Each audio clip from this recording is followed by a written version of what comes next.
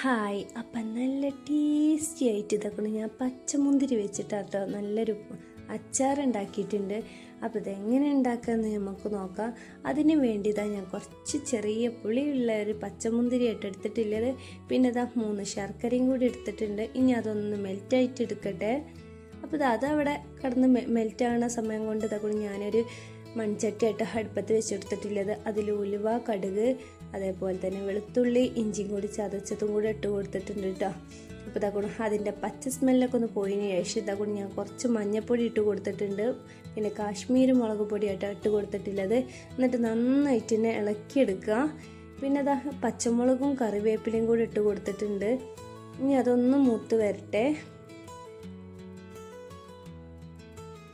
അപ്പോൾ തന്നെ നമ്മൾ ശർക്കരപ്പാനി ഇതാട്ടോ റെഡി ആയിട്ടുണ്ട്. അപ്പോൾ അതൊന്ന് തണുക്കാൻ വേണ്ടി മാറ്റി വെച്ചിട്ടുണ്ട്. പിന്നെ ഇതിലോട്ട് ഇതാക്കണം ഞാൻ ആ മുന്തിരി ഇട്ട് കൊടുത്തിട്ടുണ്ട് കേട്ടോ. എന്നിട്ട് ആ മസാല ഒക്കെ എല്ലാ ഭാഗത്തേക്കൊന്നും ആവട്ടെ, അതിന് വേണ്ടി ഇതാക്കണം ഞാൻ ഒന്ന് ഇളക്കിയെടുക്കുന്നുണ്ട്.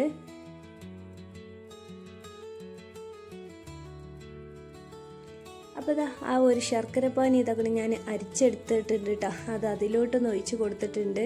ഇനി ഇതാ ഒന്ന് തിളച്ച് വരട്ടെ കേട്ടോ. ഇനി ഒന്ന് അടച്ച് വെച്ചിട്ട് ഇതാ ഒന്ന് വേവിച്ചെടുത്തിട്ടുണ്ട്. അപ്പത്തിന് ഇതാ നന്നായിട്ട് തന്നെ തിളച്ച് വന്നിട്ടുണ്ട്. ഞാൻ ശർക്കരപ്പാനി ഒന്ന് കുറുകി വരട്ടെ, അതിനു വേണ്ടി ഒന്നും കൂടി ഞാൻ അടച്ച് വെച്ചിട്ടുണ്ട്. ലേശം ഉപ്പും കൂടെ ചേർത്ത് കൊടുത്തിട്ടുണ്ട് കേട്ടോ. ഇനി കുരുമുളക് പൊടിയാണ് ചേർത്ത് കൊടുത്തിട്ടുള്ളത്. അതുപോലെ തന്നെ കടുക്, ഉലുവ വറുത്ത് പൊടിച്ചതും കൂടെ ചേർത്ത് കൊടുത്തിട്ടുണ്ട്.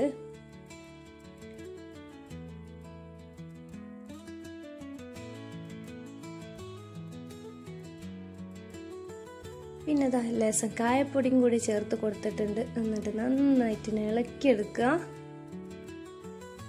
അപ്പോൾ നമ്മൾ ടേസ്റ്റി ആയിട്ടില്ല മുന്തിരി അച്ചാർ റെഡി ആയിട്ടുണ്ട് കേട്ടോ. അപ്പോൾ അതൊന്ന് അടച്ച് വെച്ചിട്ട് ഒന്ന് റെസ്റ്റ് ചെയ്യാൻ വേണ്ടി വെക്കുക. അപ്പത്തിന് ഇതൊക്കെ നന്നായിട്ട് തന്നെ കുറുകി വന്നിട്ടുണ്ട് കേട്ടോ. നല്ല രുചികരമായിട്ടുള്ള മുന്തിരി അച്ചാറാണ് അപ്പോൾ ഞാൻ ഉണ്ടാക്കിയെടുത്തിട്ടുള്ളത്. അപ്പോൾ നമുക്ക് ഇതൊക്കെ ഒരു കുപ്പിയിലോട്ട് പാർന്നു കൊടുക്കുക.